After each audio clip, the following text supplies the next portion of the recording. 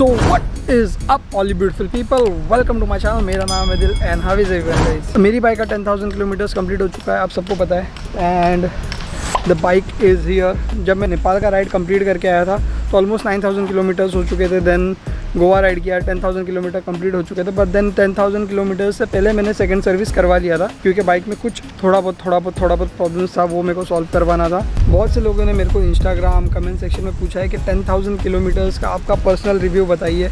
मैं कोई रिव्यूअर नहीं हूँ, बट देन तो मैं अपना एक्सपीरियंस शेयर कर सकता हूँ आपके साथ में। तो मैं 10,000 किलोमीटर्स रिव्यू में बस आपको यही बताऊँगा कि 10,000 किलोमीटर्स में क्या क्या मुझे इस बाइक में अच्छी बात लगी है और क्या क्या मुझे अच्छा नहीं लगा है। तो 10,000 किलोमीटर्स इस बाइक को बहुत अच्छे से चलाया है, मेंटेन भी टाइम टू टाइम किया है। एंड मेंटेनेंस कॉस्ट ये वो आपको सब कुछ बता दूंगा। इसमें डिटेल वीडियो रहेगा, ये मेरा ओवरऑल एक्सपीरियंस कैसा रहा है। तो प्रो से पहले चालू करेंगे। इसके प्रोस क्या क्या, इसके कॉन्स क्या क्या बारे में बताऊँगा। पहले इसके प्रोस से चालू करेंगे। तो द फर्स्ट पॉइंट मैं आपको बताना चाहूँगा कि इसका सीटिंग पोजीशन अपराइट है, तो आप एकदम आराम से बैठ सकते हो इसमें। मैंने इसमें 750 प्लस किलोमीटर्स एक दिन में कंप्लीट किया है। बहुत सूदिंग राइड था।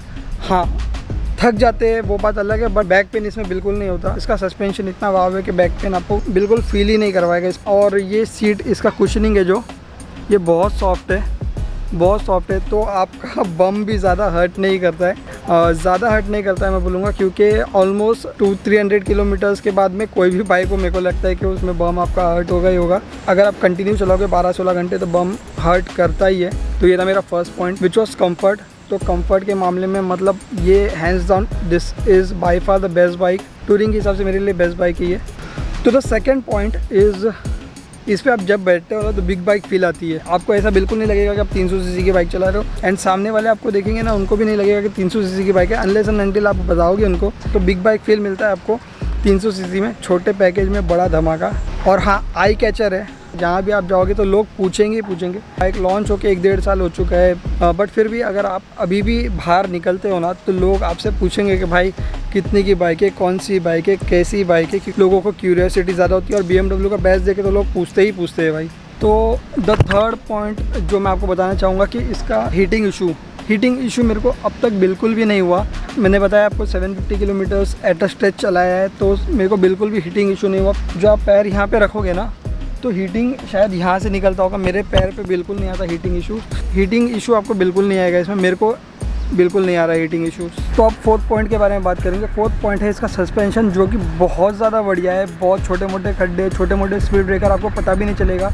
ऑफ रोड में ब्रीज़ है ये, मतलब बहुत मज़ा आती है ऑफ रोड में। मैंने ये बाइक चलाया और उसके बाद में जैसे ही दूसरी बाइक कोई भी चलाता हूँ ना तो मेरे को इमीडिएटली डिफरेंस पता चल जाता है कि बहुत छोटे मोटे खड्डे उसमें फटाफट पता चलते हैं। बम हर्ट होता है, बैक पेन होता है, पर इसमें बिल्कुल भी नहीं पता चलता है। आगे का सस्पेंशन, पीछे का सस्पेंशन दोनों भी वाव है। अब तक में मेरे को सस्पेंशन से कोई भी प्रॉब्लम नहीं आई। पीछे का सस्पेंशन थोड़ा ट्विक करना पड़ता है आपको अपने हाइट के हिसाब से, अपने लगेज के हिसाब से। आगे का सस्पेंशन तो आप एडजस्ट नहीं कर सकते, बट जैसा भी दिया है आगे का सस्पेंशन बहुत बढ़िया दिया है। आगे के सस्पेंशन में ऐसा मस्के जैसा निकल जाता है, तो मेरे को बिल्कुल भी फ़र्क नहीं पड़ा है। इसके बाद में पाँचवा पॉइंट आता है अपने टायर पे। इसका अगर आप टायर देखोगे तो 10,000 किलोमीटर्स कंप्लीट करने के बाद भी इसी टायर पे 3-4 हज़ार किलोमीटर का राइड में अभी कंप्लीट कर सकता हूँ, मेरे को ऐसा लगता है, क्योंकि टायर इतना वेयर आउट नहीं हुआ है। और क्या है बताने जैसा, और क्या बताओ बोलो। और सर्विस इंटरवल भी इसका बहुत लंबा है। Service interval is around 10,000 kilometres. तो 10,000 किलोमीटर्स में एक बार आपको सर्विस करवाना पड़ता है। सर्विस इंटरवल बड़ा है, सर्विस कॉस्ट महंगा है, उसके बारे में भी आएंगे। अभी प्रोस जितने थे बाइक के मैंने आपको बता दिया। अब आते हैं अपन कॉन पे, जो बहुत से लोग मतलब वेट कर रहे हैं इस चीज़ का कि भाई मतलब इसके बारे में अच्छाई तो है, बुराई भी बताओ। जो मुझे फील हुआ वो मैं आपको बताऊंगा, कुछ मन से बना के नहीं बताऊंगा। जो मेजर इश्यूज़ मैंने फेस किए इसमें वो मैं आपको बताऊंगा कॉन्स में। तो फर्स्ट जो इसका प्रॉब्लम मुझे आया, मेजर प्रॉब्लम, जो बड़ा प्रॉब्लम मुझे ऐसा लगा कि इसका बैटरी, ऑल्टरनेटर, स्टार्टर मोटर और एक चीज़, कोई तो 3-4 चीज़ ख़राब हो चुकी थी। नेपाल राइड से आने के बाद 9,600 किलोमीटर्स हो चुका था मेरा कंप्लीट। 10,000 किलोमीटर्स का सेकंड सर्विस करवाना था मेरे को, बट देन सेकंड सर्विस से पहले ही मेरी बाइक बंद हो गई, कम्प्लीटली बंद हो गई। वहाँ से मैं सर्विस सेंटर में ड्रॉप कर दिया मैंने बाइक को। जो मेजर इशू मुझे पता चला कि इसका ऑल्टरनेटर, स्टार्टर मोटर और बैटरी, ये ठप। हालांकि ये वारंटी में सॉल्व हो गया, मुझे 1 रुपया भरने की ज़रूरत नहीं पड़ी। मैंने उल्टा वहाँ पे लेके जाके सेकंड सर्विस भी करवा लिया 10,000 किलोमीटर से पहले ही। 9,600 किलोमीटर समथिंग में मैंने सेकंड सर्विस करवा लिया था मेरे बाइक का। बट ये इशू मेरे को लगता है कि अगर मैं कोई राइड वगैरह पे होता एंड तब अगर ये इशू आता तो बहुत बड़ा पंगा हो जाता था।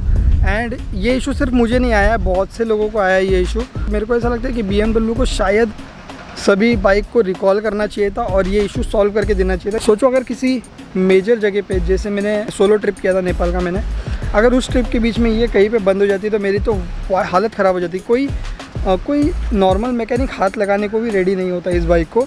इसका ब्रेक पैड जब चला गया था ना, जब मैं नेपाल जा रहा था, तो कोई नॉर्मल मैकेनिक हाथ नहीं लगा रहा था। मुझे थोड़ा बहुत आइडिया था इसीलिए वो काम हो गया। बट देन कोई भी नॉर्मल इंसान, नॉर्मल मैकेनिक इसको हाथ लगाने से पहले 10 बार सोचता है।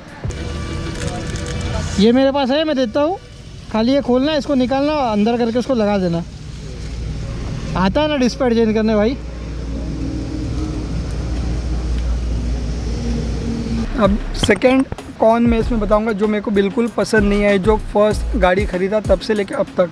तो इसका गियर ट्रांसमिशन बिल्कुल स्मूथ नहीं है, गियर शिफ्टिंग बिल्कुल स्मूथ नहीं है। खड़खड़ होता ही है अभी भी, वो पहले से था और अभी भी है और आगे भी शायद रहेगा। ये 10,000 किलोमीटर हो चुके, वो सॉल्व नहीं हुआ। मेरे को लगता है वो मेनली क्लच की वजह से है। क्लच का सेटिंग बार बार चेंज करना पड़ता है, तो ये बार बार लूज़ हो जाता है, तो इसको सेटिंग चेंज करते रहना पड़ता है मेरे को। तो शायद इसकी वजह से गियर में प्रॉब्लम आ रही है, मेरे को बिल्कुल आइडिया नहीं है। सेकंड सर्विस में भी मैंने पूछा तो उन्होंने बोला सब ठीक है, बट मुझे ठीक तो नहीं लगा। और एक इशू जो मेरे को बहुत पहले से आ रहा था और आगे भी रहेगा, वो है चेन का। इसका चेन आपको बताता हूँ मैं आपको। तो बहुत से लोगों को चेन रस्टिंग का इशू था, जो कि मैं आपको बता दिया है। चेन रस्टिंग का इशू है, इसमें रस्ट हो रहा है चेन। इसको ल्यूब कर दूँगा तो ठीक हो जाएगा। बट देन मैंने इसको चेन को अच्छे से मेंटेन करने का बहुत ट्राई किया है। चेन को टाइम टू टाइम मैंने ल्यूब किया है, चेन को टाइम टू टाइम मैंने क्लीन किया है, बट फिर भी चेन रस्टिंग का इशू आ रहा है। तो मतलब इशू तो है। अब ल्यूब करूँगा, इसको चलाऊँगा, और चेन का साउंड का जो प्रॉब्लम है वो मतलब वो तो जन्म भर से है, वो जब से बाइक खरीदा है तब से है, और वो आगे तक भी रहने वाला है, वो जाएगा नहीं। तो चेन का साउंड का इशू आप भूल ही जाओ कि मतलब कभी सॉल्व होने वाला है। उसके बाद जो मेरे को मेजर प्रॉब्लम आया इसका ब्रेक पैड का, प्रॉब्लम नहीं बताऊंगा उसको मैं आपको, वो आपके राइडिंग स्टाइल के ऊपर डिपेंड करता है। बट 10,000 किलोमीटर्स में ये चौथा ब्रेक पैड मैंने यूज़ किया है। रियर ब्रेक पैड, फ्रंट का ब्रेक पैड एक भी नहीं यूज़ किया है, रियर ब्रेक पैड चौथा है। एक ब्रेक पैड का सेट आता है 1250 रुपये का, तो 4 मैंने यूज़ कर लिए 10,000 किलोमीटर के बीच में। तो ऑलमोस्ट 2,000-2,500 किलोमीटर्स का एवरेज है, एक ब्रेक पैड चलता है 2,500 किलोमीटर। 1250 के हिसाब से मेरे को लगता है कि थोड़ा ज़्यादा चलना चाहिए। तो नॉर्मली पल्सर का ब्रेक पैड मैं ऑलमोस्ट चेंज करता था, अगर ओरिजिनल ब्रेक पैड डालता तो चलता था 2,500-3,000 किलोमीटर। बट वो आता था 300 रुपये का, शायद 300 या 250-300 रुपये का आता था पल्सर का ब्रेक पैड। इसका ब्रेक पैड 1250 रुपये का आता है। 4,000 किलोमीटर कम से कम तो चलना ही चाहिए था, मेरे को ऐसा लगता है। बट जैसे कि आपको मैंने बताया कि ब्रेक पैड डिपेंड करता है आपके राइडिंग स्टाइल पे, तो मेरे राइडिंग स्टाइल के हिसाब से 2,500 किलोमीटर चलता होगा इसमें ब्रेक पैड।